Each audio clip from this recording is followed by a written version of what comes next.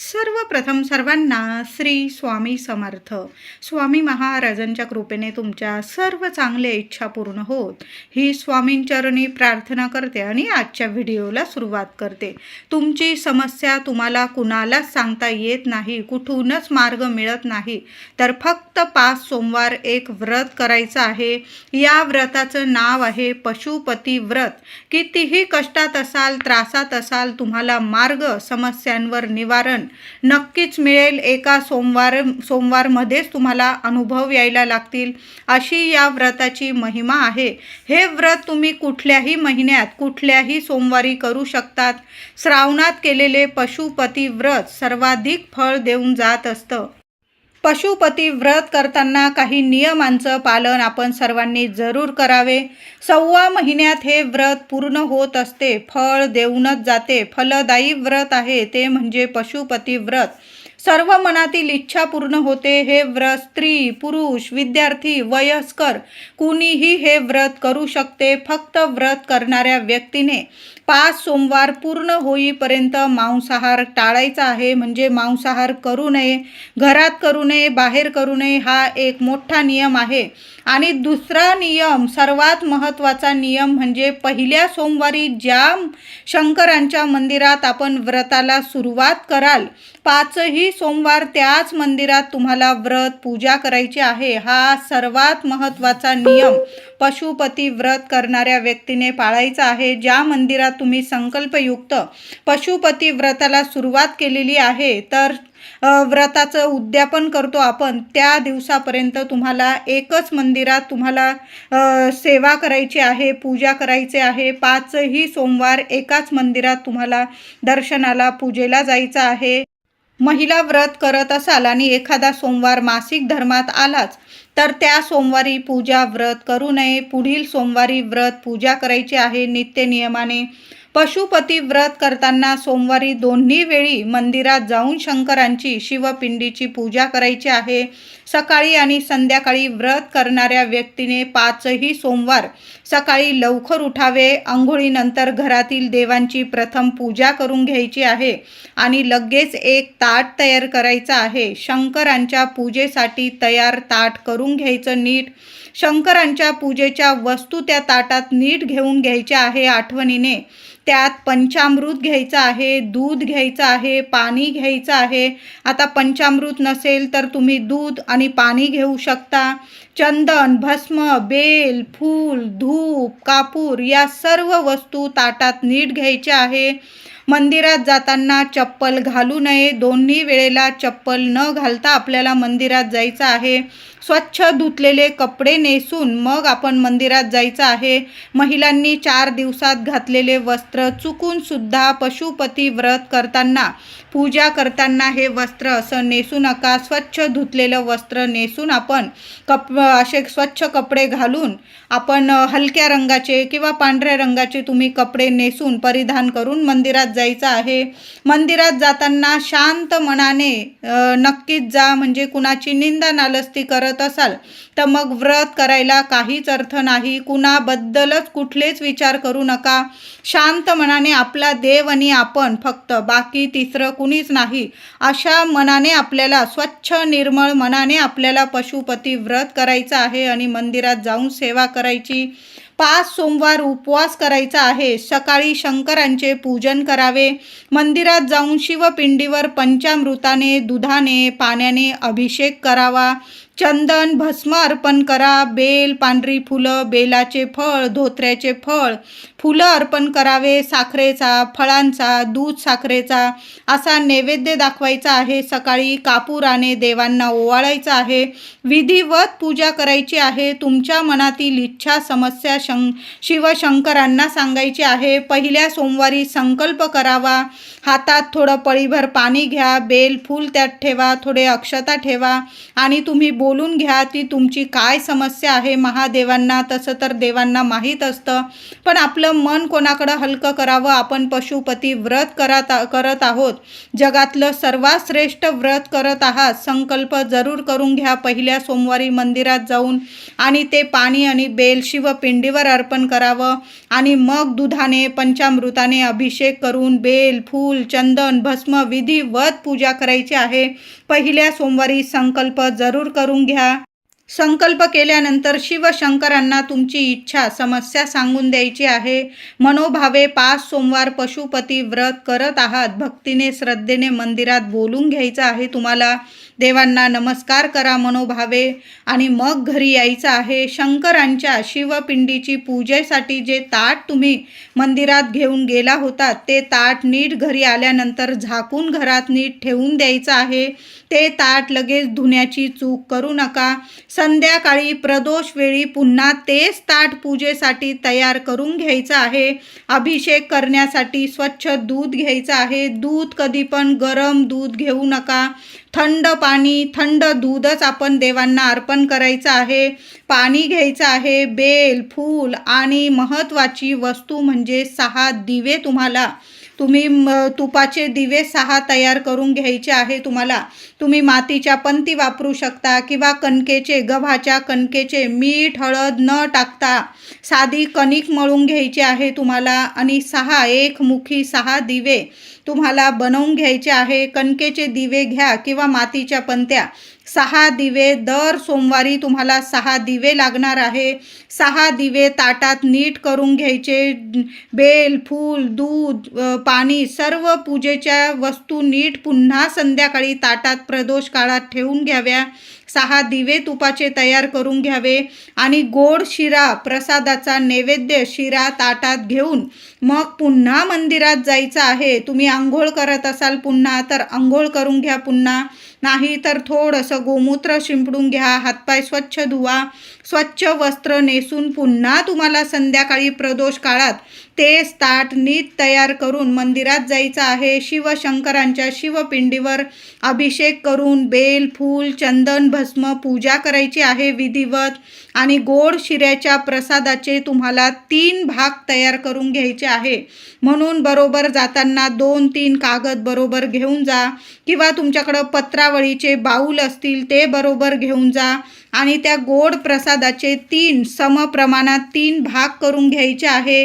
गोड प्रसादाचे 3 भाग शिवशंकरांसमोरच करावे. नैवेद्य दाखवावा आणि त्यातील एक गोड प्रसादाचा भाग तुम्हाला जो हातात येईल तो घरी घेऊन यायचा आहे आणि 2 प्रसादाचे भाग तुम्हाला तिथं शिवशंकरांजवळच ठेवायचे आहे. आपण जे 6 दिवे बरोबर नेलेले आहे ते शिवपिंडी समोर ठेवायचे आहे.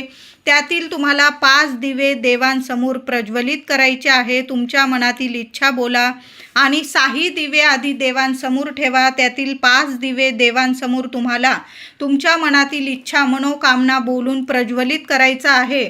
नमस्कार करा, मनातली इच्छा बोला आणि तो 6वा दिवा जो आपण न लावलेला आहे तो तुम्हाला तिथून उचलून घ्यायचा आहे आणि तो घरी घेऊन यायचा आहे आणि तो घरी आणलेला दिवा तुम्हाला घरात प्रवेश करण्याआधी घराच्या बाहेर आपल्या उजव्या हाताला, कळालं असेल माझ्या महिलांना दादांना, 5ही दिवे तिथे देवांसमोर लावून यायचे आहे आणि जो 6वा दिवा उरलेला आहे तो आपण घरी शिवपिंडी जवळून उचलून घ्यायचा.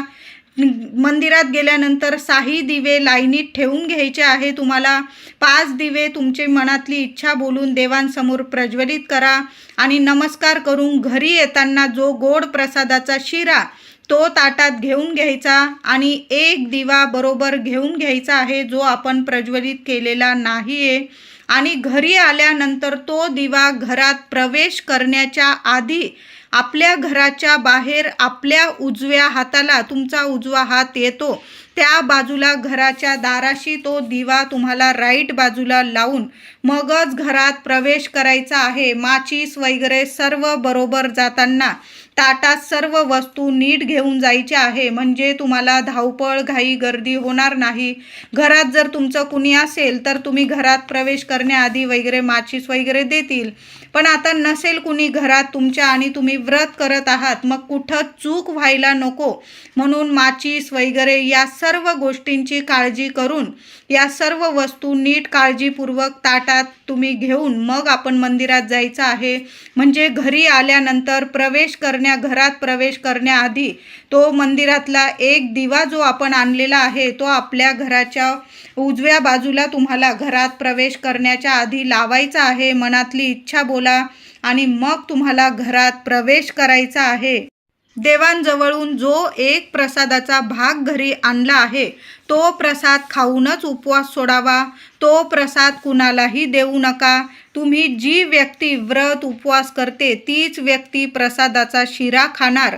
अशा साध्या सोप्या पद्धतीने आपल्याला 5 सोमवार हे व्रत पशुपती व्रत करायचं आहे. आता समजा लहान लेकरं आहे, नाही ऐकत, थोडासा प्रसाद तुम्ही शिऱ्यामधला थोडासा प्रसाद तुम्ही लेकरांना दिला, तुमच्या लेकरांना, तर मग चालेल, पण बाहेरच्या व्यक्तीला तो प्रसाद मंदिरातला प्रसाद देऊ नका.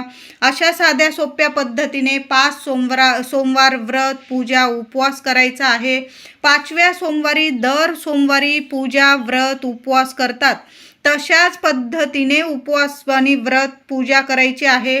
फक्त शेवटच्या सोमवारी संध्याकाळी, सकाळी तशाच नित्य नियमाने दर सोमवारी करतो तशाच पद्धतीने पूजा करावी. फक्त 5व्या सोमवारी संध्याकाळी एक नारळाला एक लाल पिवळा करदोडा धागा, कलावा म्हणतात त्याला, बाजारात मिळून जाईल तुम्हाला. पूजेच्या दुकानात एक नारळ घ्यायचा आहे, त्याला करदोडा लाल पिवळा धागा 5 वेळा गुंडाळून घ्यायचा आहे आणि त्यावर 11 रुपये, 21 रुपये, 101 रुपये तुम्हाला जेवढी दक्षिणा परवडत असेल मनापासून ती दक्षिणा त्या नारळावर ठेवायची आहे. आणि ह्या वस्तू सर्व आपण ज्या देवांना अर्पण करणाऱ्या वस्तू ताटात घेऊन घ्यायच्या आणि कलावा गुंडाळलेला आणि दक्षिणा ठेवलेला नारळसुद्धा बरोबर घ्यायचा आणि तो नारळ आणि सर्व वस्तू घेऊन आपल्याला दर सोमवारप्रमाणेच आपल्याला मंदिरात जाऊन पूजा वगैरे करायची आहे. व्रताच्या शेवटच्या सोमवारी व्रताच्या उद्यापनात एक नारळ दक्षिणा शिवपिंडी समोर ठेवावी. बोलून घ्यावे, मी 5 सोमवार देवा पशुपती व्रत पूजा उपवास मनोभावे करण्याचा प्रयत्न केला आहे. आज तुम्हाला हे एक श्रीफळ अर्पण करून पशुपती व्रताचे उद्यापन करत आहे असं बोलून जसं दर सोमवारी पूजा करतो तसंच पूजा करायची आहे.